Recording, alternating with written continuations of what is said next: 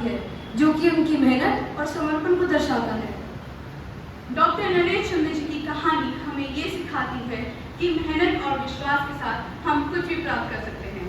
So let's draw the inspiration from his remarkable journey. Now, I would like to invite Dr. Naresh Chandra sir on the podium for the words of wisdom.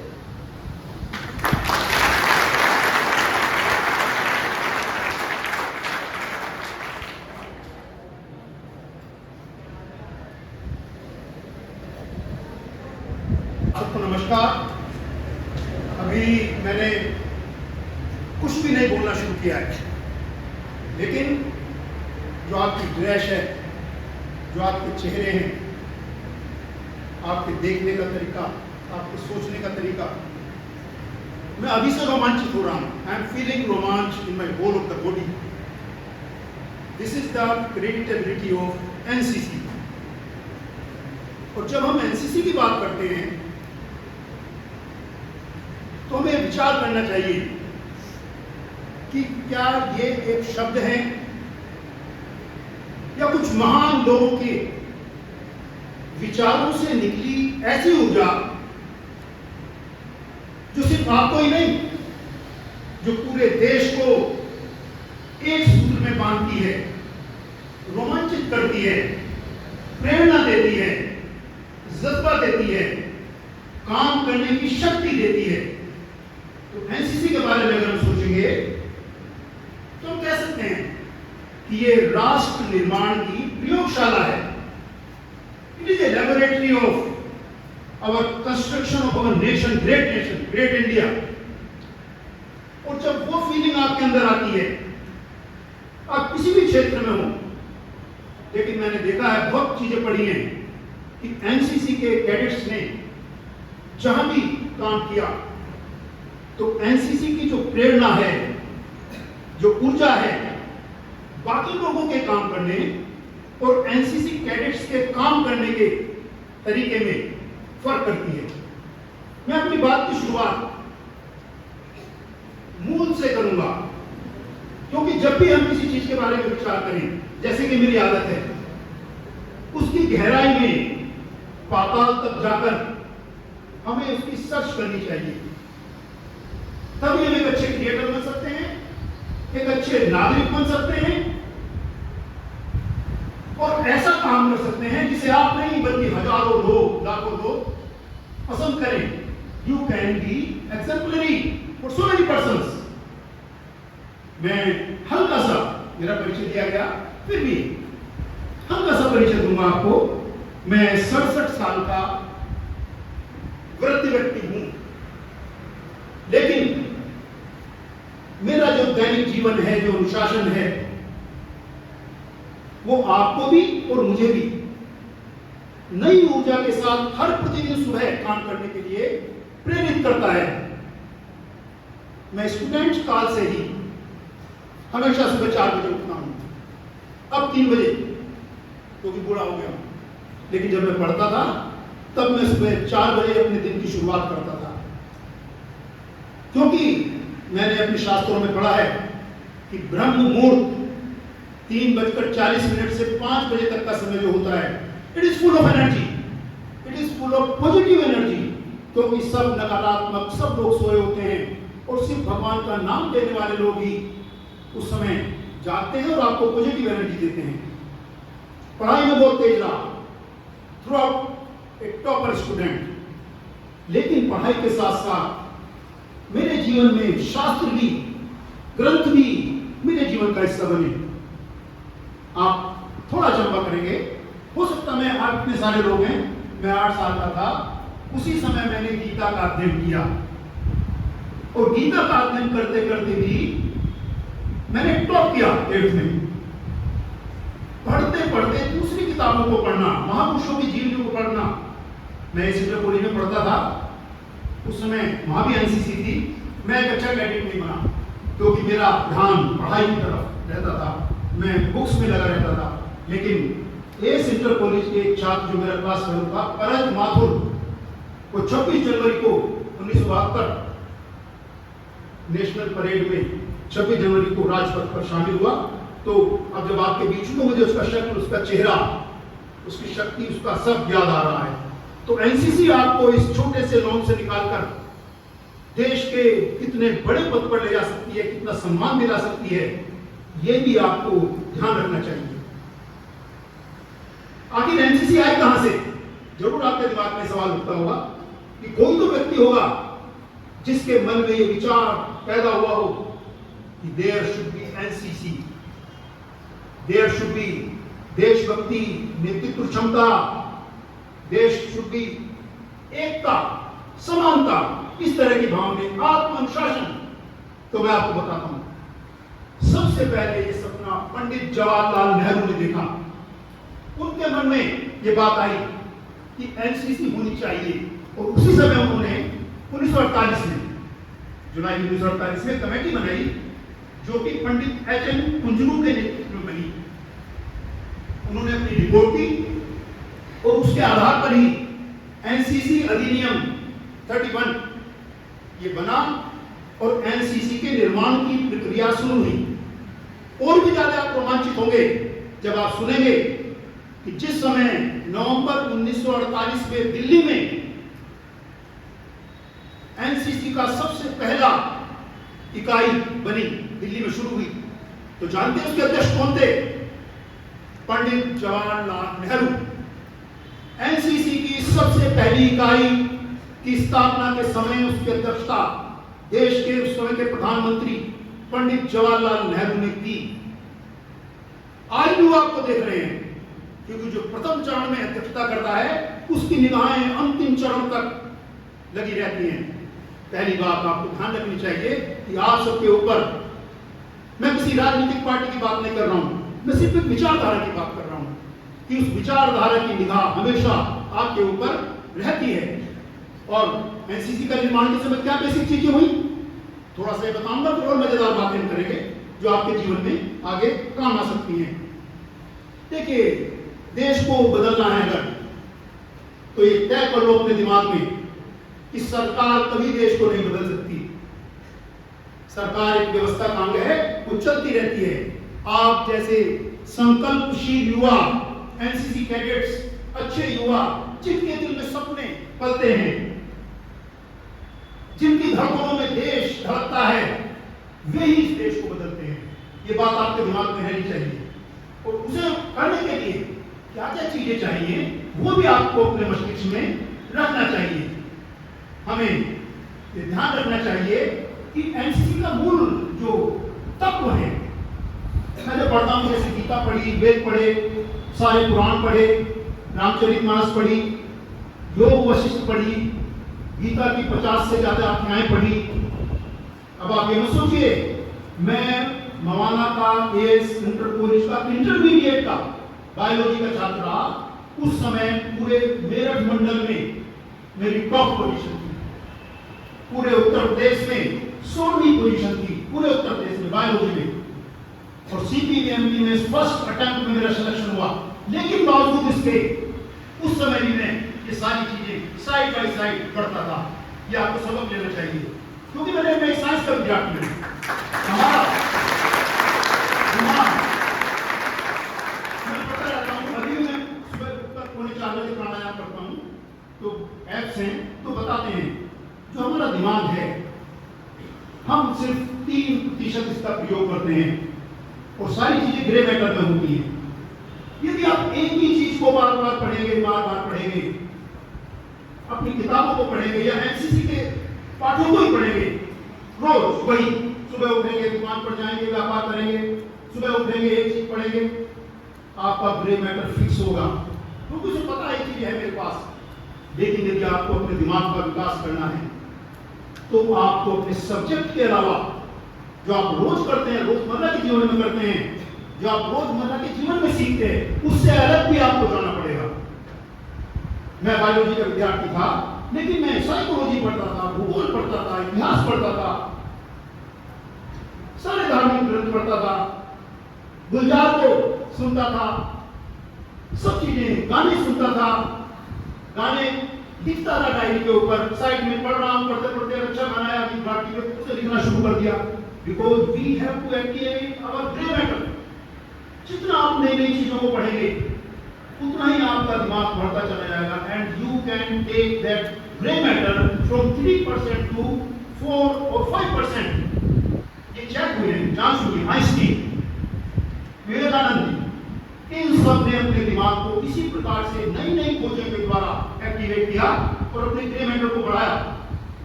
मैं आपके सामने बोल रहा हूं तो कुछ लोग जरूर सोच रहे होंगे 5-7 लोग कि 67 साल का बूढ़ा है लेकिन इसके बात करने में तो बड़ी ऊर्जा है, बहुत एनर्जी है इसके अंदर, तो बातें बड़ी बड़ी कर रहा है ये. This is only because that I wake up in the morning at 3:30 PM daily. फिर मैं प्राणायाम करता हूँ, आई एक्टिवेट माई माइंड. फिर 4 से 5 तक मैं सिर्फ धार्मिक ग्रंथ पढ़ता हूँ, आध्यात्मिक ग्रंथ पढ़ता हूँ, क्योंकि उनसे मुझे एनर्जी प्राप्त होती है. और फिर मैं अपने दिन की शुरुआत करता हूँ. पूरे दिन में 1 सेकंड के लिए भी नहीं सोता. रात को 8 बजे सोता हूँ, ठीक 8 बजे. और कितने बड़ा VIP हो, कोई भी हो, उसके बाद में किसी से कोई बात नहीं करता. We have to train our mind in such a way कि जिससे एनसीसी का अनुशासन आपके रोजमर्रा के जीवन में परिलक्षित हो. इस बात को तय करिए आप कि हम करेंगे उसे, क्योंकि अनुशासन जो है यही सफलता का आधार बनता है. और अनुशासन किताब पढ़ने का नहीं है, it is minute to minute, second to second अनुशासन. जब मैं सुबह 4 से 7:30 तक आध्यात्मिक दुनिया में डूबा रहता हूं तो it is second to second. जब मुझे पता होता है 5:10 में मुझे पीपल के पेड़, तुलसा के पेड़, केले के पेड़, मोलश्री के पेड़ को अपनी पाँव में लपेटकर उसकी पूजा करनी है, तो यदि 5:15 हो गए तो मैं सोचता हूँ आज क्या हुआ, क्यों लेट हुआ, because it is 5:10, I have to do it. जब मैं सुबह उठकर 10 दिशाओं को प्रणाम करता हूँ झुककर, उस समय फिक्स है कि 5:17 पर मुझे करना चाहिए. तो discipline is not in your daily life. Discipline is your every moment, in every breath. अगर मैं प्राणायाम के बारे में बात करूंगा तो हर सांस हमें पढ़ाती है, हर सांस हमें एनसीसी के अनुशासन को हमारे शरीर में भरती है. तो पहली चीज एनसीसी कैडेट के लिए जब बना था उस समय का बता रहा हूं मैं आपको, अनुशासन सबसे पहली चीज थी. दूसरा देश प्रेम. This is the integrated part of NCC. देश प्रेम ये कोई भावना के रूप में नहीं, क्रिया के रूप में, योर एक्टिविटीज. मैं बहुत प्यार करता हूं अपने देश को, ये नहीं, I do for my country. आपको मैं पता नहीं कितने लोगों को जानते होंगे आप, या आप में से जानते होंगे कि एनसीसी के कैडेट्स में भी हर वर्ष देश का सबसे अच्छा कैडेट पूरे देश से किया जाता है. पता नहीं कितने लोग आप जानते हैं. और उसको कहते हैं रक्षा मंत्री पदक, जो 26 जनवरी को मिलता है. एवरी 26 जनवरी रक्षा मंत्री पदक, जो कि एनसीसी कैडेट्स के लिए सबसे बड़ा पदक है. मैं आपको अपनी बात से जोड़ना चाहता हूं. तो इस साल वो पदक किसे मिला? इस साल वह पदक केरल के वायनाड के 2025 में 26 जनवरी को VP Theja, Kerala Wayanad VP Theja under officer थे. जिस समय केरल में बाढ़ आई, चारों तरफ प्रलय हुई, उस समय इस एनसीसी कैडेट ने 100 से ज्यादा लोगों की जान बचाई, हेल्प की. तो ही वाज सेलेक्टेड. तो देश प्रेम, यह है देश प्रेम. सेवा, जब आप सेवा के द्वारा दूसरे का दिल जीतेंगे, एनसीसी सिखाती है कि ये देश प्रेम है. जहां भी कहीं सेवा की जरूरत होती है तो एनसीसी के कैडेट्स ने हजारों उदाहरण प्रस्तुत किए हैं जिन्होंने पूरे देश के सिनेरियो को बदलकर प्रेरणा दी है. तीसरा नैतिक चरित्र. If you are a candidate, good candidate, तो आपके जीवन में नैतिक चरित्र का मूल्य होना चाहिए, क्योंकि नैतिक चरित्र ही हमें सेवा की ओर ले जाने का काम करता है. नैतिक चरित्र, जब आप सबको इंटीग्रिटी इन एवरीथिंग, सबके अंदर आपको अपनी सेवा के भाव दिखाई देते हैं. Character is doing the right thing even when nobody is watching. एक अच्छा नैतिक चरित्र वह होता है जब कोई आपको नहीं देख रहा होता, तब भी आप अच्छा काम करते हैं. तो आपको ध्यान रखना चाहिए कि कोई देखे या ना देखे, हमारे काम की कोई प्रशंसा करे या ना करे, लेकिन बावजूद इसके we have to do it. Honesty is not A momentary thing, आज मैं ईमानदार हूं करने हूं, मेरे पास कोई पद नहीं है तो ईमानदार हूं, लेकिन जैसे ही मैं मंत्री बनता हूं तो भ्रष्टाचार की दलदल में कूद जाता हूं। No, this is not the integrity. तो आप समझे नैतिक चरित्र क्या होता है ये। उसके बाद में नैतिक चरित्र से जुड़ी चीजें, सेवा भाव जो मैंने आपको बताया, आप कैंप लगाते हैं, ये भी नैतिक चरित्र है आपका। आप कैंपों के साथ साथ राहत कार्य करते हैं जब भी देश पर कोई विपदा आती है, इवन जब देश पर हमला भी होता है तो ऐसे सैकड़ों उदाहरण आपको मिलेंगे जब एनसीसी कैडेट्स ने मोर्चे पर लोगों की, सैनिकों की, गांव वालों की सहायता की, आगे आए। तो this is the discipline of NCC. और सबसे बड़ी बात, एक एनसीसी कैडेट सिर्फ एक कैडेट नहीं होता। अगर आप गांव में एक भी एनसीसी कैडेट हैं, you are the only one, then you are the leader of that village. नेतृत्व क्षमता एनसीसी को सिखाती है, एनसीसी के मूल मंत्रों में है।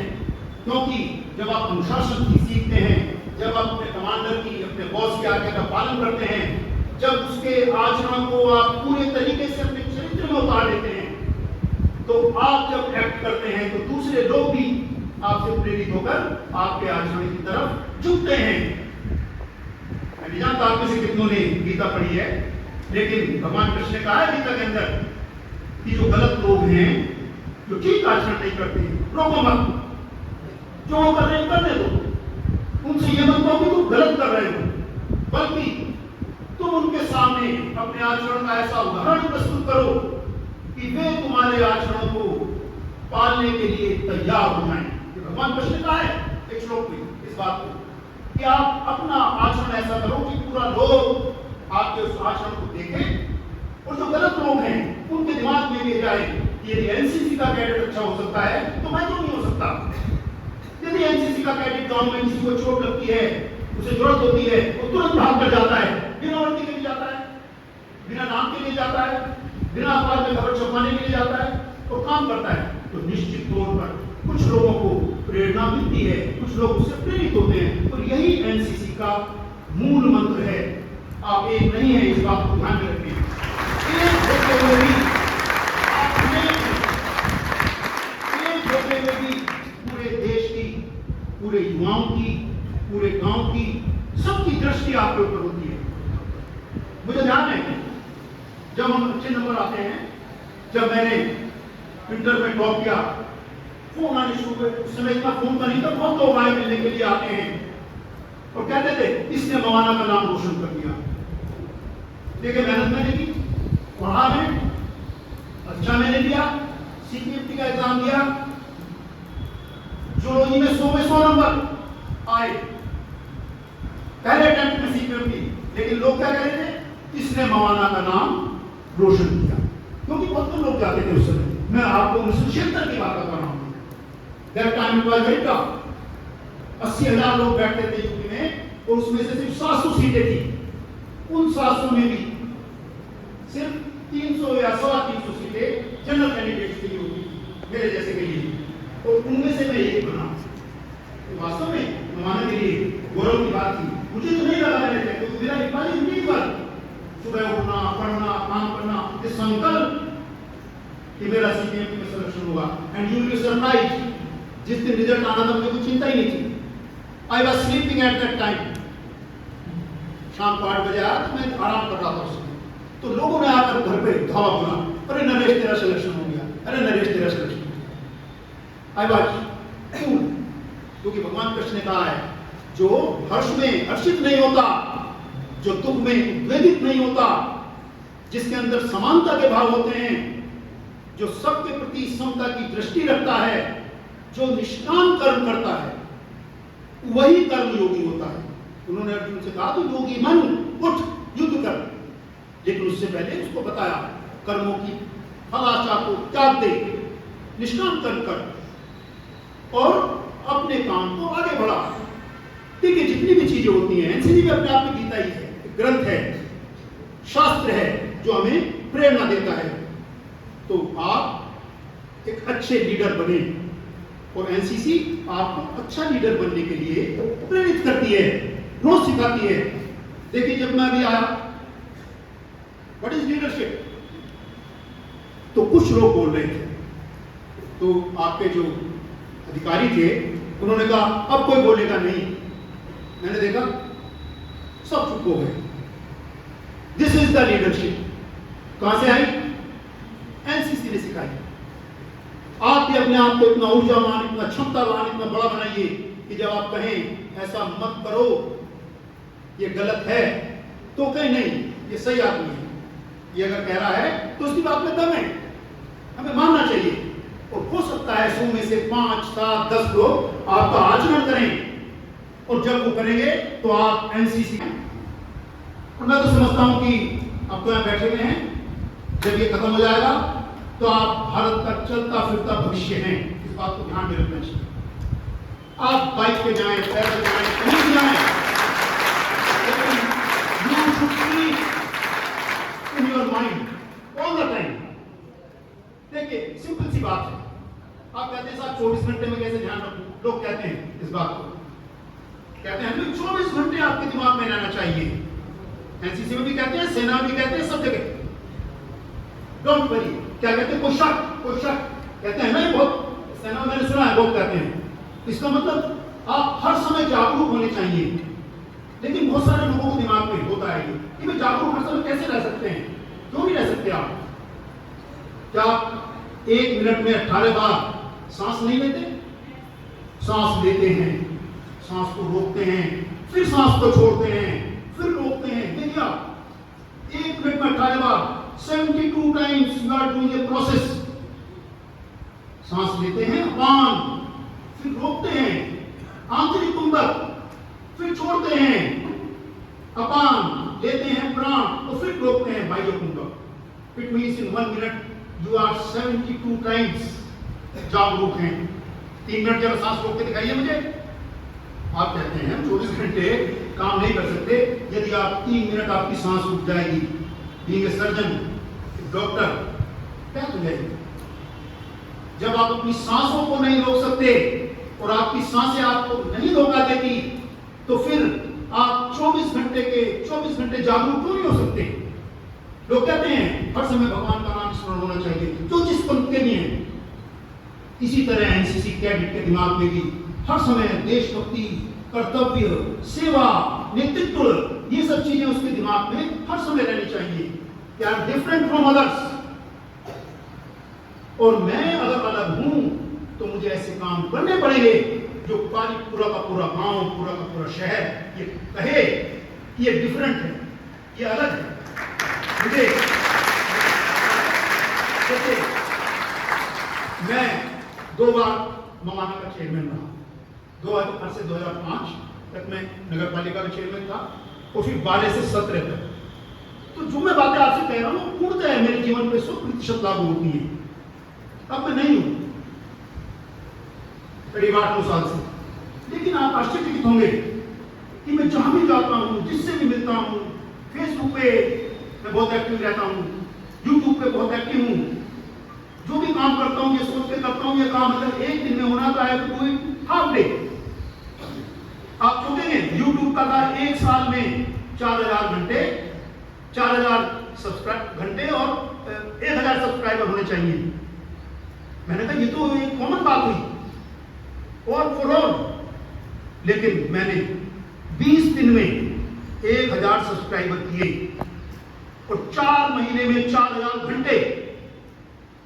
क्योंकि मैं कहता था यार तुम्हारे नरेश चंद्रा, यदि तूने भी 1 साल में करे तो बाकी लोगों में तेरे को फर्क क्या है? मेहनत की, मैंने बहुत मेहनत की। आप सोचिए सिर्फ 6 महीने में 1200 वीडियो डाले, एंड ऑल आर इंस्पिरेशन, जो सब प्रेरित करते हैं, बताते हैं, जो आपको एक्टिवेट करते हैं, जो आपके जीवन में ऊर्जा भरते हैं। अपने आप से सवाल करता हूं, अपने आप से बनाता हूं, तो वो सब चीजें होती हैं। कभी मौका लगे तो देखना उस चीज को। सर ने बताया कि यूट्यूबर मैं नहीं हूं, I am just a motivator. मैं चाहता हूं कि 67 साल में मैंने जो सीखा, पढ़ा, जो देखा, वो बाकी लोगों को भी शेयर करना चाहिए। यही चीज मेरे दिमाग में अचानक मैं सो रहा था, मुझे लगा यार तुम 4-5 साल बाद मर जाओगे। Ultimately everybody has to die, we should accept it. तो तुम इतना पढ़ते हो, हजारों घंटे पढ़ा, उसमें 4 से 5 पूरे ये पढ़ डाले, डाले तो तेरे साथ ये भी मर जाएंगे। How it was activity. तो मुझे किसी ने कहा कि सर आप यूट्यूब के ऊपर ये सब चीजें अपनी शेयर कीजिए, तो फिर कभी नहीं मरेंगे आप, आपके मरने के बाद भी लोग उसे देखेंगे, उससे इंस्पायर करेंगे। तो मैंने उसी समय पे 26 सितंबर 2024 को अपना चैनल बनाया। It was like this, doctor Naresh Chandra, simplicity in knowledge, सिर्फ ये नाम रखा, सिंप्लिसिटी इन नॉलेज। और जब वो चला उसके ऊपर सारी धार्मिक चीजें, ज्ञान की चीजें, महान व्यक्तित्व, कबीर दास की है, रैदास की है, सूरदास की है, अंबेडकर जी की हैं, संत ज्ञानेश्वर जी की हैं। इस तरह की चीजें जब डाली तो लोगों को मजा आया। अब मुझे कोई अफसोस नहीं है, मैं बोलते बोलते गिर पड़ूं कलाम साहब की तरह उमर जाऊं, मुझे कोई ऐतराज नहीं था, क्योंकि मैंने काफी चीजें अपनी शेयर की। कलाम साहब मेरे बहुत बड़े प्रेरणा स्रोत रहे हैं। अब देखिए क्या लाइफ थी। मैं रामेश्वर गया, रामेश्वर में उनके घर पर मैंने एक कोना देखा, इंस्पायर हुआ। अभी आप तमाम तो स्टूडेंट सा पैदा होता है, एनर्जी सी पैदा होती है उनके पास जाते समय। तो आपको अपने आदर्श बनाने पड़ेंगे। मेरे पास किताबों का भंडार है, पूरी कमरा भरा हुआ है। ऐसा कोई भी महान व्यक्तित्व नहीं होगा जो मैंने ना पढ़ा हो, विवेकानंद से लेकर, और विदेशी भी बहुत पढ़े जो भी होते। तो मेरा आपसे सिर्फ यही कहना है कि आप चीजों को कर सकते हैं इफ यू वांट। क्योंकि एनसीसी कैडेट का तो मतलब ही होता है कि आप हर समय से समझ लीजिए, कोशिश करिए, आलस को छोड़िए, सुबह उठने की आदत आएगी।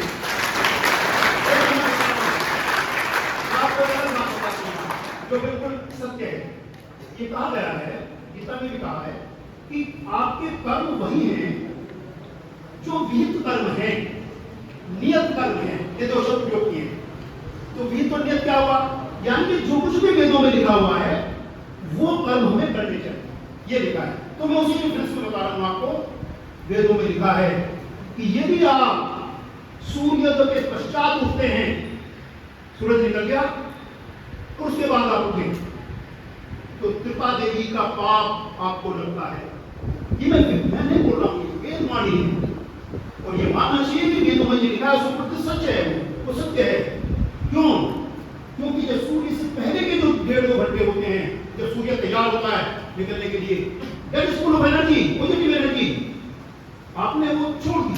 तो मुझे अपने जीवन का एक भी दिन याद नहीं आता जब कभी भी ऐसा हुआ हो कि मैं सूरज निकलने के बाद उठा हूं। अगर मैं लखनऊ से आया 3 बजे कार से, फिर मैं सोता नहीं, प्रतिदिन उठता हूं, फिर सूर्य को नमस्कार करता हूं, मंत्र पढ़ता हूं, जल चढ़ाता हूं। सुबह जब वो निकलते हैं उनको देखता हूं, आंखें से हाथ मिला के बात करता हूं, अरे सूरज से हाथ मिलाओ, देखो भगवान है, वे आपको एनर्जी दे रहे हैं। यदि सूर्य आपको एनर्जी ना दे, ताकत ना दे, यू कांट डू वर्क। अंधकार ही अंधकार, तो जो आपको प्रकाश देता है उसके प्रति आपके मन में सम्मान होना चाहिए। और यदि उसके प्रति आपके मन में सम्मान नहीं है तो गांठ बांधो। मैं आपके सामने जीता जागता एग्जाम्पल हूं। मैंने कभी भी जीवन में सूरज को अपने सामने उठते हुए देखा। मैं खड़ा रहता हूं जिस समय उठते सूर्य, प्रतिदिन, आज भी 67 साल का हुआ। जब पढ़ता था तब भी कुछ लोगों को अजीब सी बात लगेगी, क्योंकि लाखों में जब कोई एक होता है तो बाकी जो 99,999 आदमी होते हैं उन्हें अजीब सा लगता है क्या बकवास करता है। लेकिन ऐसे बहुत लोग हैं। रविन्द्रनाथ टैगोर कभी जिंदगी में दिन में नहीं सोते, विवेकानंद, जितने भी महान पुरुष हैं आप पढ़िए उनको, सभी को सुबह उठने की आदत होती है। और एनसीसी में भी आपका जो रूटीन होगा, मुझे उम्मीद है कि आपको सुबह उठाया जाता होगा, सुबह उठते होंगे और तभी उससे आपके दिन की एनसीसी में ये नहीं होगा आपको कहेंगे 8 बजे उठो भाई चलो अब चाय पीने जाओ। आई एम श्योर, क्योंकि सेना में बहुत सारे मेरे दोस्त हैं जो बड़े बड़े पदों में भी रहे हैं, तो वहां तो सुबह ही 4 बजे शुरू हो जाता है, दाढ़ी बनाओ, ये करो, शीशे के सामने वहां जाओ, मुझे बताते रहते हैं वहां कि वहां तो इतना डिसिप्लिन होता है। क्यों? क्योंकि प्रेरणा शास्त्रों से ही हमारे बीच में निकली। तो कैसा लग रहा है? अच्छा लग रहा है?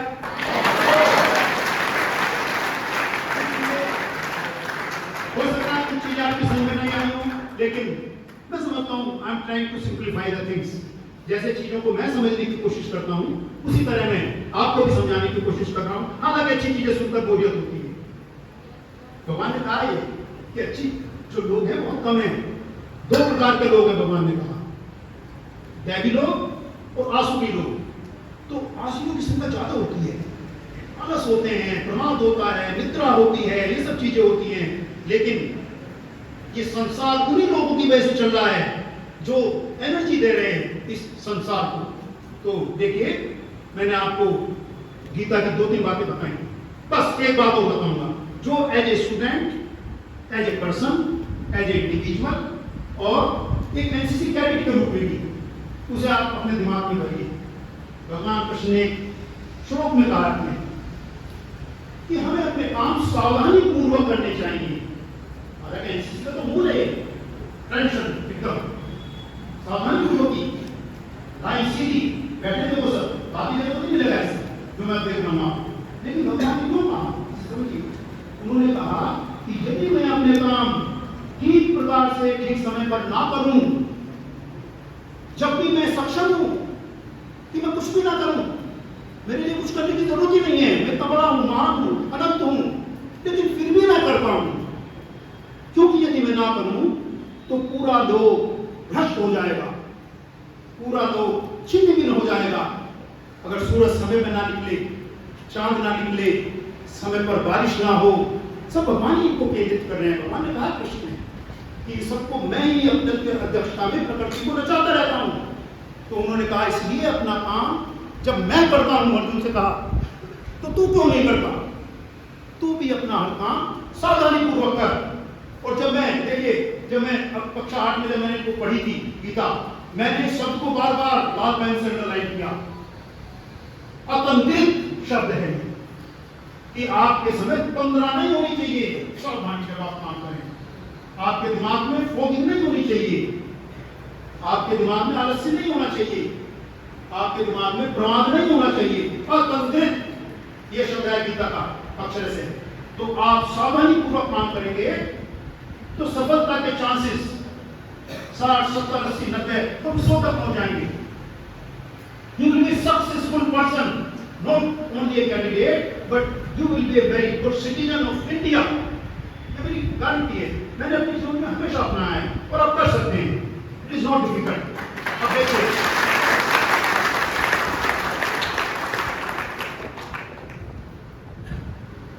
आज के इस अवसर के लिए वैसे मुझे मजा उसमें आता है कि आप मुझसे कोई सवाल करें और मैं उसका जवाब दूं, because I am very good teacher. आज आपके लिए मैंने अलग से अच्छी कविता लिखी है जो पूरी तरह एनसीसी के ऊपर है और एनसीसी कैडेट्स के ऊपर है। और सुनो में मजा आएगा, सुबह सुबह सुबह सुबह, and you will like it. पूरी एनसीसी, पूरे कैडेट्स, पूरा आचार, पूरा विकास मैंने जो पढ़ा है, आप सुनिए, आपको आनंद करेंगे। है हम हैं भारत के प्रहरी, ये इसका शीर्षक है कविता का। सुबह ही देख लीजिए, है ना, देखिए छोटी सी कविता है और मैं आप ही को समर्पित कर रहा हूं, आपके अनुशासन को समर्पित कर रहा हूं और आपके पराक्रम को समर्पित कर रहा हूं। ये कविता, चलो उठो ऐ नौजवानों, देश को कुछ दे दिखलाओ, नन्हे कदमों से बढ़े चलो, इतिहास नया रच जाओ।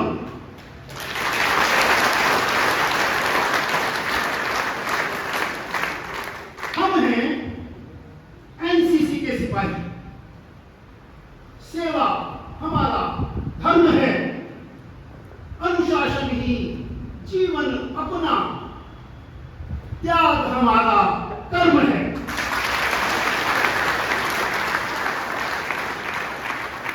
धरती माँ के लाल हैं हम, अब तक मैं जो कुछ भी बोला हूं सब इसके अंदर समावेशित है। धरती माँ के लाल हैं हम, भारत माँ की शान है, सरहद क्या हर मोर्चे पर हम ही तो बलिदान हैं।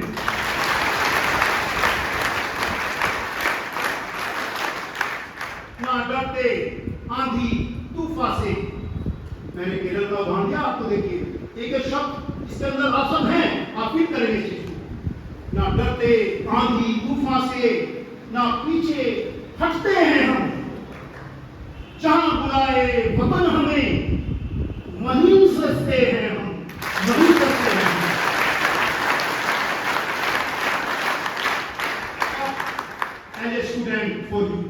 ना ज्ञान में हम पीछे हैं। एक एनसीसी कैडेट को should be a good student, should try to be a proper student। बहुत सारे ऐसे उदाहरण हैं। ना ज्ञान में हम पीछे हैं, ना ताकत में है कोई कमी, संस्कार, शौर्य और श्रद्धा, यही एनसीसी की है जमीन।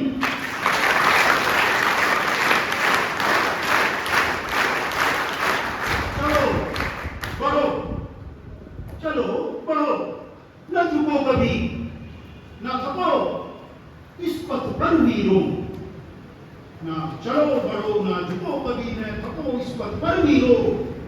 हर दिल में एनसीसी जगे, बनो प्रेरणा तस्वीरों।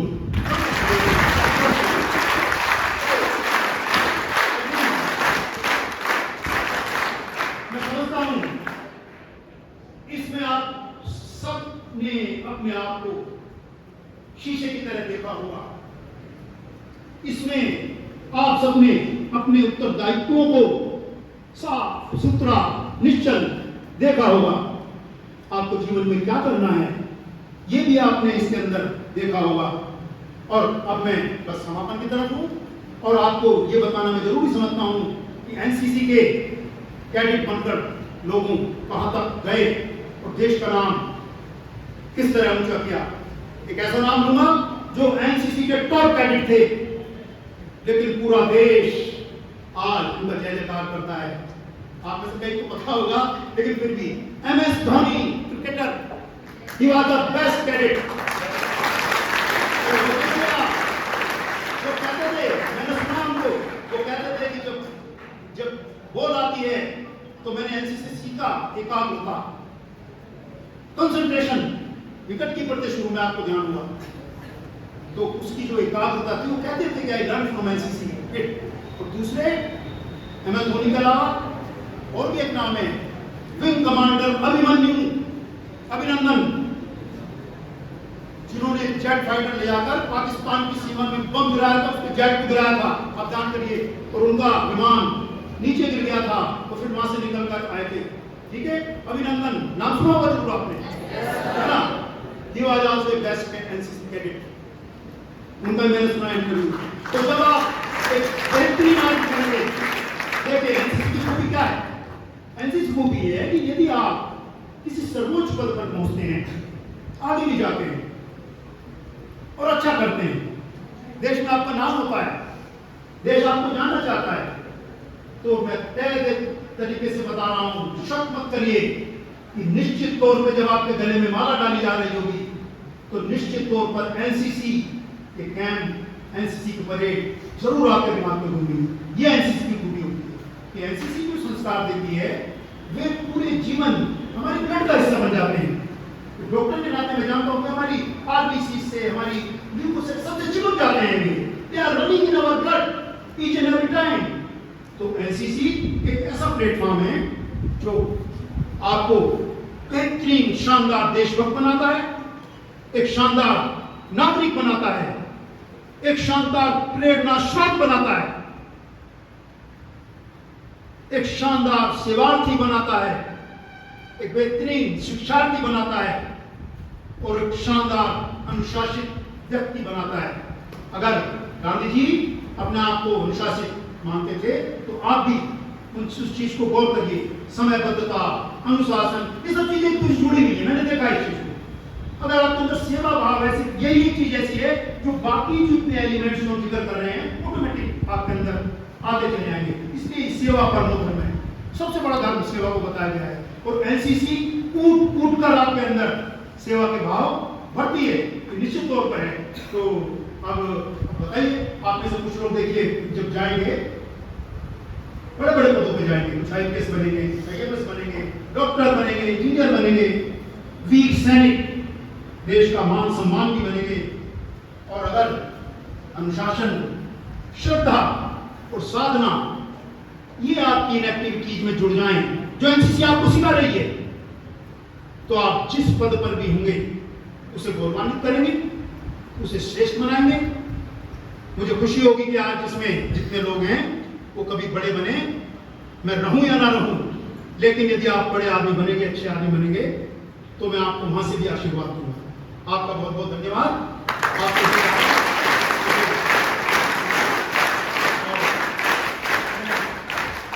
विशेष रूप से एनसीसी के अधिकारियों का मैं आपसे करीब, मुझे ध्यान है 6-7 साल पहले भी आया था एनसीसी के कैंप में, और उस समय मुझे बोलने का मौका मिला था, तो मुझे उस समय में भी एनर्जी ध्यान आई।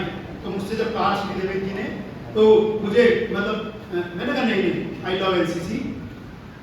लगता है क्योंकि एनसीसी एक शब्द नहीं है, जैसा मैंने आपको बताया। अगर मैं आपको कहता हूं मुझे एनसीसी अच्छी लगती है, इसका मतलब मुझे अनुशासन अच्छा लगता है, इसका मतलब मुझे समयबद्धता अच्छी लगती है, इसका मतलब मुझे बड़ा होने की तमन्ना, देश के लिए अपनी जान कुर्बान करने की तमन्ना अच्छी लगती है।